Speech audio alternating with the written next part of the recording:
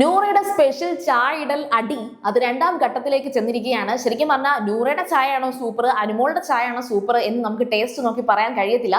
പക്ഷെ ഇവിടെ അനുമോളെ വിസിബിൾ ആയിട്ട് ടാർഗറ്റ് ചെയ്യുന്നുണ്ട് എന്ന് മാത്രം നമുക്ക് പറയാൻ സാധിക്കും. അപ്പോൾ നൂറയും ആദിലയും ചായ ഇടുന്ന ആ ഒരു സമയത്ത് അനുമോളെ നന്നായിട്ട് ഓരോന്ന് പറഞ്ഞിട്ട് ഇറിറ്റേറ്റ് ചെയ്യുന്നുണ്ടായിരുന്നു. പക്ഷെ അനുമോൾ ഒരു പാറയെ പോലെ അനങ്ങാണ്ട് പിടിച്ചു നിൽക്കുകയാണ്. ലക്ഷ്മി, അക്ബർ, ആര്യൻ, നെവിൻ, ഷാനവാസ്, അങ്ങനെ അനീഷ് എല്ലാവരും ഈ ഒരു സറൗണ്ടിങ്സിൽ ഇങ്ങനെ കേട്ടോണ്ട് നിൽക്കുന്നുമുണ്ട്. പിന്നെ ഈ ആദില ഈ നൂറയുടെ അടുത്തേക്ക് വരുന്നു. അവിടെ അനുമോള് ബാക്കി ദോശ ചുട്ട് ഒരുവിധം തീരാറായിട്ടുണ്ട്. ദോശ ചുട്ടോണ്ട് നിൽക്കുകയാണ് സിറ്റുവേഷൻ. നൂറ ചായ ഇടുന്നു. ആദില ഓപ്പോസിറ്റ് ആയിട്ട് നമ്മുടെ നൂറയുടെ അടുത്ത് വന്ന് ഇങ്ങനെ നിന്ന് സംസാരിക്കുന്നുണ്ട്.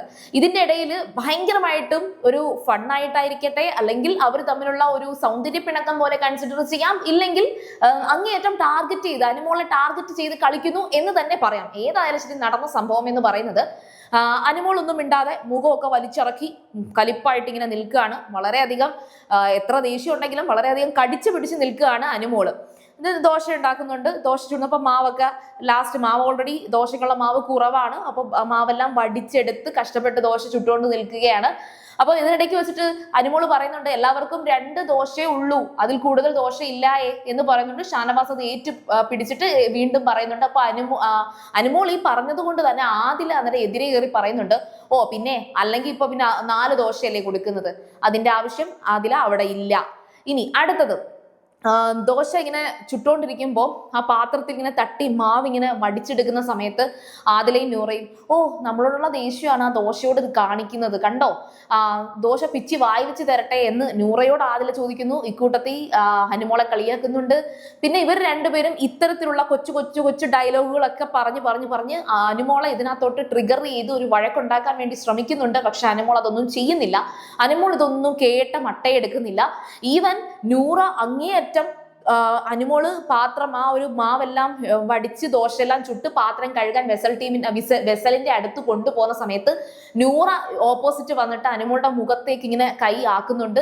എന്നിട്ടും അനുമോള് മുഖം മാറ്റി പോയി ബാക്കി കാര്യങ്ങൾ ചെയ്യാണ്. ദോശയെല്ലാം എടുത്തെല്ലാം കഴിഞ്ഞു കഴിഞ്ഞപ്പോഴത്തേക്കും അനുമോൾ അവിടെ നിന്ന് മാറാൻ നേരത്ത് ചായ ഇട്ട് കഴിഞ്ഞു. ചായ എല്ലാവർക്കും സെർവ് ചെയ്ത് കൊടുക്കുകയാണ്. അപ്പോൾ ആദില പറയുന്നുണ്ട്, അനുമോളെ ചായ ഒഴിക്കട്ടെ, ചായ ഒഴിച്ചു തരട്ടെ എന്നൊക്കെ ഇങ്ങനെ എടുത്തെടുത്ത് കുത്തി ചോദിക്കുന്നുണ്ട്. അനുമോൾ അന്നേരം ഒന്നും മിണ്ടുന്നില്ല. അനുമോള് സ്ഥിരം ചായ കുടിക്കുന്ന ഒരു വ്യക്തിയല്ല. ശരിക്കും പറഞ്ഞാൽ അത് പറയാറുണ്ട്, വീക്കെൻഡുകളിൽ അവർക്ക് നല്ല പാൽ ചായ കൊടുക്കാറുണ്ട്. അങ്ങനെ കൊടുക്കുകയാണെങ്കിൽ പോലും അനുമോള് ചിലപ്പോൾ കുടിക്കണമെന്നില്ല, അങ്ങനെ കുടിക്കുന്ന ഒരാളല്ല എന്ന് പറയുന്നുണ്ട്.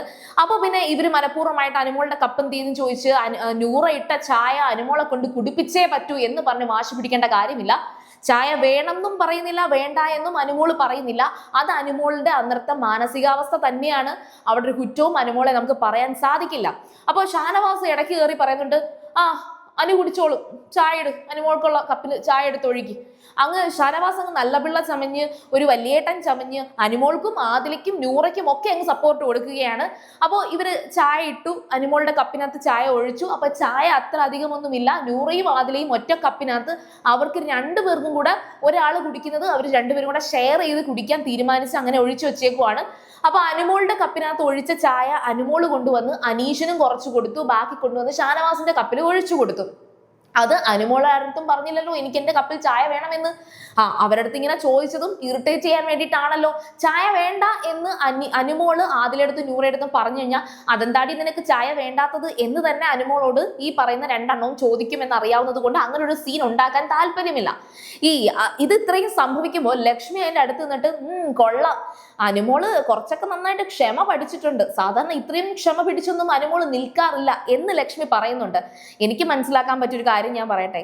ശരിക്കും പറഞ്ഞ ശൈത്യയെ അനുമോള് സ്നേഹിച്ചത് വളരെയധികം ആത്മാർത്ഥമായിട്ടാണ്. ഒരു തവണ പോലും അനുമോള് ശൈത്യയെ ചതിച്ചതായിട്ട് എനിക്ക് തോന്നിയിട്ടില്ല.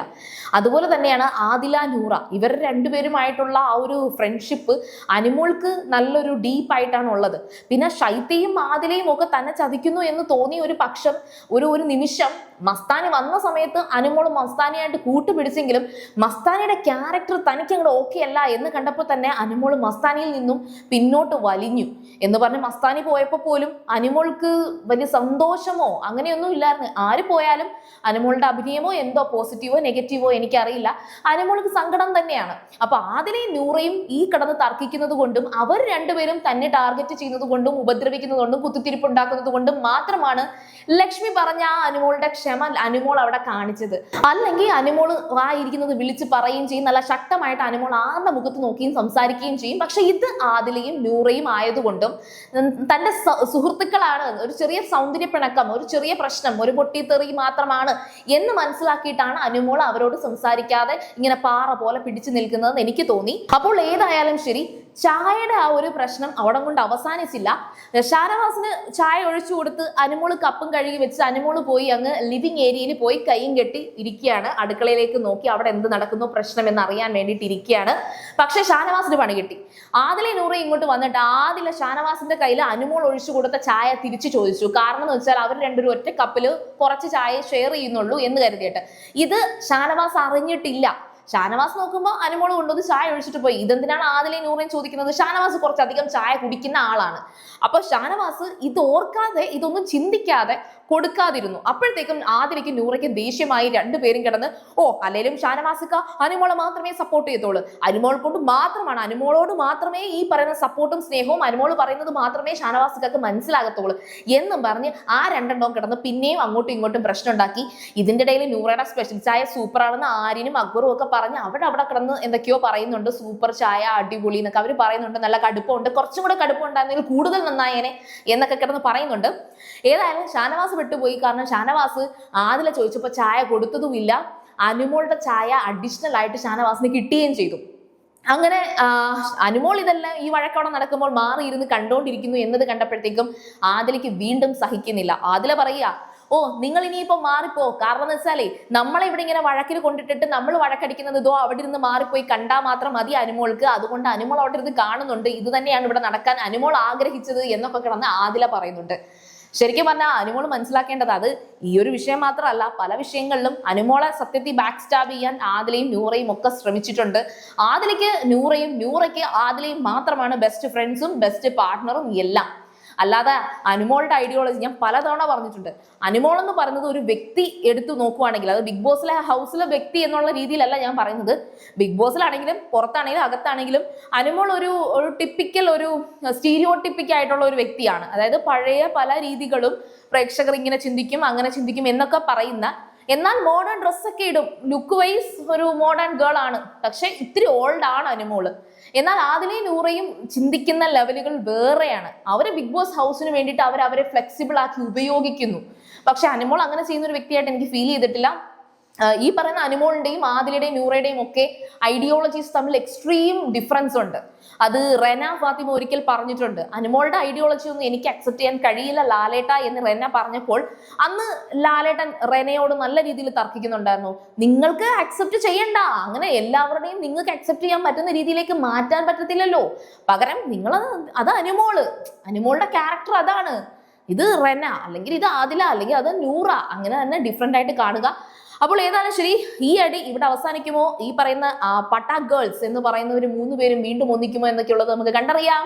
അപ്പോൾ ലൈവിലേക്ക് വീണ്ടും ഞാൻ പോയേച്ചും വരുന്നത് വരെ നിങ്ങൾ കാത്തിരിക്കുക. സീരിയൽ ഗ്രാൻഡ്മ ഫസ്റ്റ് ടൈം കാണുകയാണെങ്കിൽ ചാനൽ ഒന്ന് സബ്സ്ക്രൈബ് ചെയ്തിട്ട് കാണുക. വീഡിയോ ഇഷ്ടപ്പെട്ടാൽ ലൈക്ക് ചെയ്യുക, കമന്റ് ചെയ്യുക, ഷെയർ ചെയ്യുക. അപ്പോൾ ഞാൻ പോയേച്ചും വരാം. ബൈ.